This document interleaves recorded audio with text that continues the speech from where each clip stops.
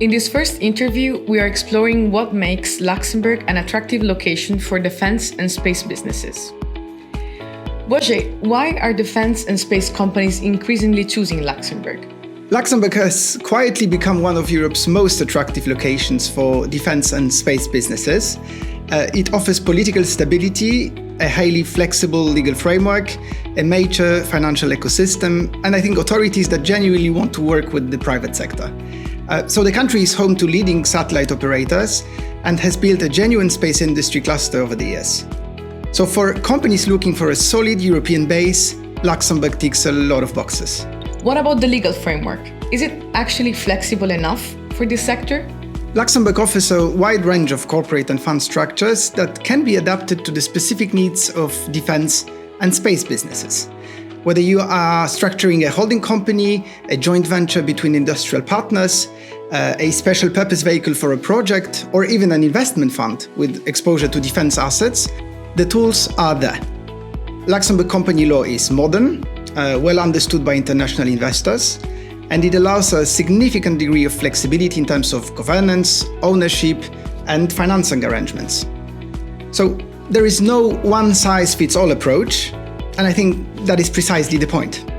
What about access to finance? I think this is where Luxembourg has a real competitive advantage.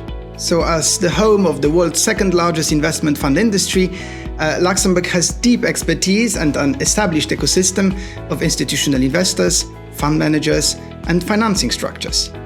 The European Investment Bank is headquartered in Luxembourg, which adds another layer of proximity to public finance. So there is also growing interest from private equity and institutional investors in defense-related assets, and Luxembourg's fund structures are very much well suited to actually capture that. Are there any dedicated initiatives to support the defense sector specifically? Yes, the sector has seen a real push from both public and private stakeholders in recent years.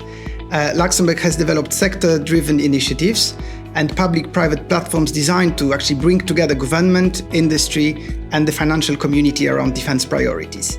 So these are not just talking shops. They translate into concrete support for companies which are looking to grow, partner, or raise capital in this space. How do the authorities engage with businesses in practice? Luxembourg's authorities have a reputation for being accessible and pragmatic. Regulatory bodies and government agencies actually engage very early with businesses, including on complex or novel matters. For a sector like defense, where regulatory questions around, for instance, export controls, foreign investment screening, and dual-use classification can actually be very complex, I think that kind of dialogue really matters. And companies are not left to navigate these questions in isolation. So there is a real culture of finding workable solutions within the legal framework. So what is the bottom line? Why Luxembourg? Why now? Defense and space are no longer on the margins of the investment and policy debate. They are actually at the center of it. Europe is rethinking its industrial sovereignty, its security architecture, and also its approach to strategic technologies. Luxembourg is positioning itself as a serious player in that shift, with a proven legal infrastructure, strong access to capital, business-friendly institutions, and a genuine commitment to the sector.